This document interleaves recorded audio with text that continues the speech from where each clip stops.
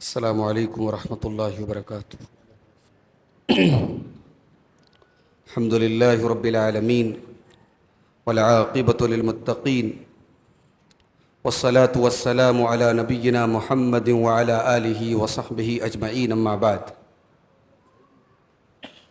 محترم حضرات، عصر کی نماز کے بعد کا ہمارا یہ درس آداب زندگی کے عنوان سے کل سے شروع ہوا ہے، اور کل ہم نے قضائے حاجت کے احکام و آداب پر گفتگو کی تھی۔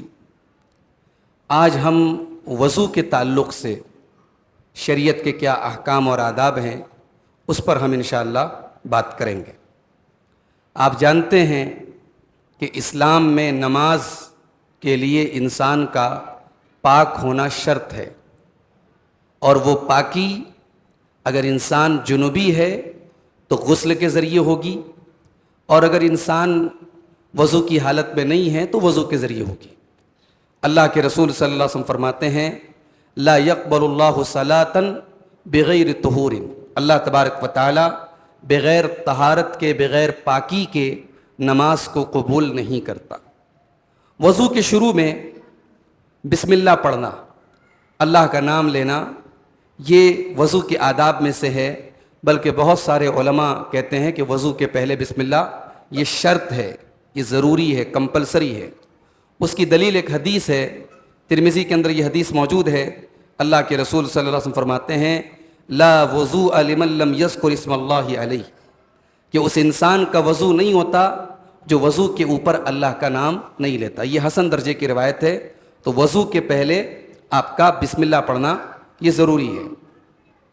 اس کے بعد دوسری چیز جو ہے مسواک کرنا، ہر وضو کے ٹائم مسواک کرنا، یہ بھی اللہ کے رسول صلی اللہ علیہ وسلم کی سنت ہے۔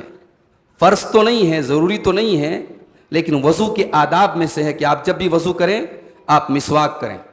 اللہ کے رسول صلی اللہ علیہ وسلم فرماتے ہیں لولا ان اشق علی امتی لامرتهم بالسواک عند کل صلاۃ، اگر میں اپنی امت کے لیے مشقت اور پریشانی نہ سمجھتا تو میں ان کو ہر وضو کے ساتھ اور ہر نماز کے ساتھ میں ان کو مسواک کرنے کا حکم دیتا، یعنی میں کمپلسری کر دیتا، ضروری کر دیتا۔ ضروری آپ نے نہیں کیا، لیکن مستحب بہرحال موجود ہے، اور ہمیں چاہیے کہ ہم ہر وضو کے ساتھ مسواک کریں۔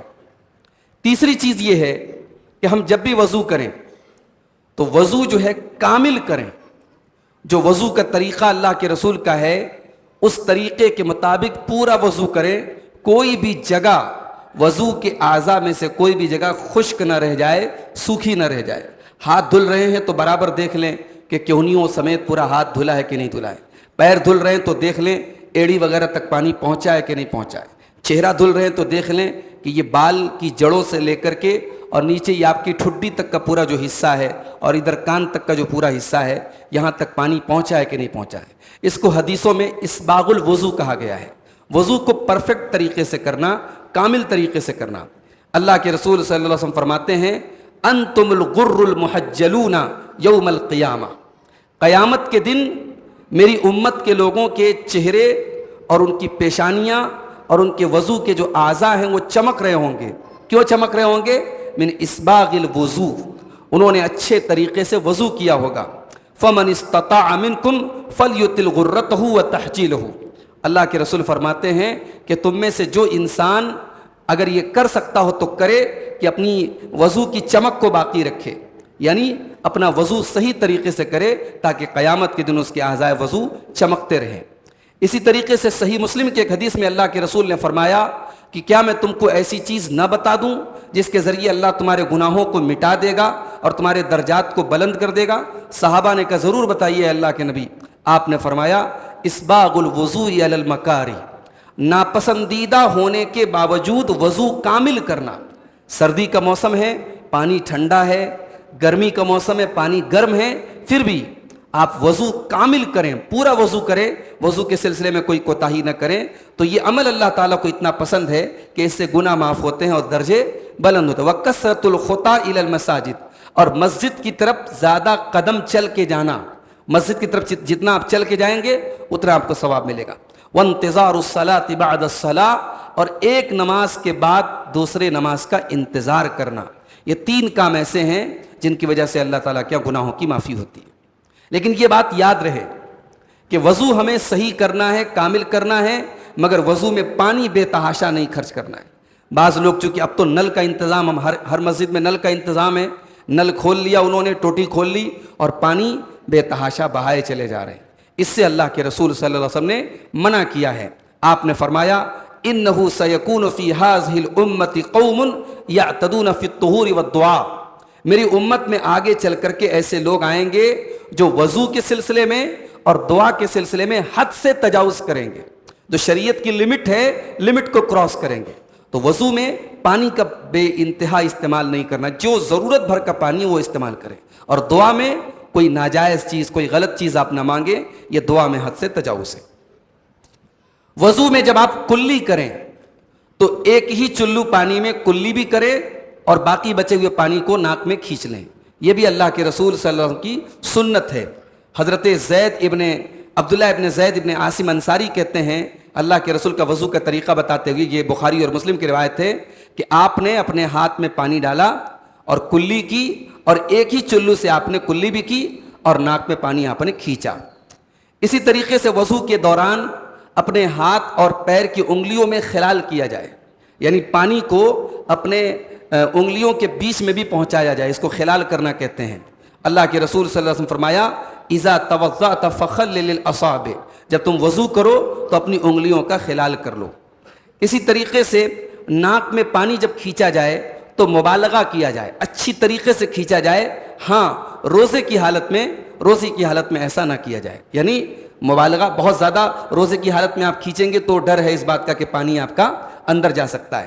باقی نارمل دنوں میں آپ جب بھی ناک میں پانی کھینچے تو اچھے طریقے سے کھینچے۔ اللہ کے رسول صلی اللہ علیہ وسلم فرمایا، یہ ترمذی کی روایت ہے، آپ نے فرمایا وبالغ فی الاستنشاق، ناک میں پانی کھینچنے میں مبالغہ کرو، یعنی اچھے طریقے سے کھینچو۔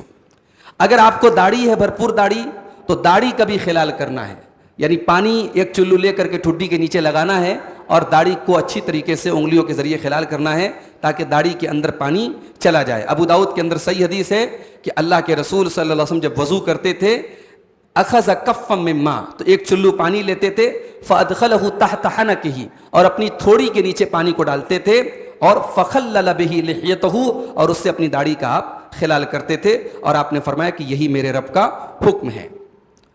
وضو کی حفاظت کی جائے، کیا مطلب؟ یعنی کوشش کی جائے کہ انسان اکثر حالت میں باوضو رہے۔ ہمارے یہاں کیا ہوتا ہے، نماز کے دوران نماز کے لیے آدمی وضو کرتا ہے، بعد میں عام حالات میں آدمی سوچتا ہے کیا ضرورت ہے وضو کرنے کی۔ قرآن کریم کے پڑھنے کے بارے میں بھی مسئلہ آتا ہے کہ صاحب بغیر وضو کے قرآن پڑھ سکتے ہیں کہ نہیں پڑھ سکتے ہیں، یعنی دلیل کے اعتبار سے زیادہ مضبوط بات یہی ہے کہ وضو باوضو ہونا قرآن پڑھنے کے لیے شرط نہیں ہے، لیکن اس پر ساری امت کا اتفاق ہے کہ وضو کر کے اگر قرآن پڑھا جائے تو بہتر ہے، تو ہم بہتر کام کو کیوں چھوڑیں؟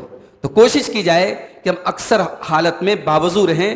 اللہ کے رسول نے فرمایا وَلَا يُحَافِظُ عَلَى الْوُضُوءِ إِلَّا مُؤْمِنٌ، وضو کی پابندی وہی کرتا ہے جو مومن ہوتا ہے، مومن کی پہچان ہے کہ وہ باوضو رہتا ہے۔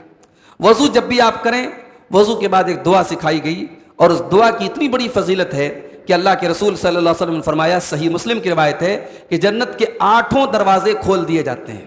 دعا کیا ہے؟ اشہد ان لا الہ الا اللہ وحدہ لا شریک لہ واشہد ان محمدا عبدہ ورسولہ۔ یہ چھوٹی سی دعا ہے، اس کو یاد کر لیں اور وضو کے بعد اس دعا کو پڑھ دیا کریں، اور اس میں ایک جملہ اور بھی آپ بڑھا سکتے ہیں، وہ بھی حدیث سے ثابت ہے، اللہم اجعلنی من التوابین واجعلنی من المتطہرین۔ یہ مکمل دعا آپ پڑھ لیں، انشاءاللہ اللہ کے رسول فرماتے ہیں کہ جنت کے 8 دروازے اس کے لیے کھول دیے جاتے ہیں۔ وضو آپ جب بھی بنائیں، وضو جب بھی کریں، اگر موقع ہو، گنجائش ہو تو 2 رکعت نماز آپ ضرور پڑھ دیں، جس کو ہم تحیۃ الوضو کہتے ہیں۔ اللہ کے رسول صلی اللہ علیہ وسلم نے حضرت بلال سے کہا کہ اے بلال، مجھے یہ بتاؤ کہ اسلام لانے کے بعد سب سے زیادہ ایسا کون سا عمل ہے جس سے تمہیں سب سے زیادہ امید ہے، کیونکہ میں نے اپنے آگے جنت میں تمہارے قدموں کی آہٹ کی آواز سنی ہے۔ یہ بخاری اور مسلم کی روایت ہے۔ تو حضرت بلال نے کہا کہ اے اللہ کے رسول، مجھے اپنا کوئی ایسا عمل معلوم نہیں ہے جس کی مجھے بہت زیادہ امید ہو، سوائے اس کے کہ جب بھی میں رات اور دن میں جب بھی میں وضو کرتا ہوں الا صلیت بذلک الطہور ما کتب لی ان اصلی، تو جتنی نماز اللہ تعالیٰ مجھے توفیق دیتا ہے اتنی نماز میں پڑھ، یعنی کم سے کم تو 2 رکعت نماز آدمی پڑھے تحیۃ الوضو. یہ حضرت بلال کو جو مقام ملا اس کی ایک وجہ یہ تھی. تو یہ کوشش آپ کریں کہ جب بھی آپ وضو کریں تو اس کے بعد آپ 2 رکعت نماز پڑھیں. تو یہ وضو کے تعلق سے چند احکام ہیں، اور وضو جن چیزوں سے ٹوٹ جاتا ہے اور کون سی ایسی چیزیں ہیں جو وضو کی شان کے منافی ہیں، اس پر انشاءاللہ ہم کل بات کریں گے. اللہ تعالیٰ سے دعا ہے رب العالمین ہمیں تمام معاملات میں کتاب و سنت کی پیروی کرنے کی توفیق عطا فرمائے. آمین. وآخر دعوانا الحمد للہ رب العالمین. والسلام علیکم ورحمۃ اللہ وبرکاتہ.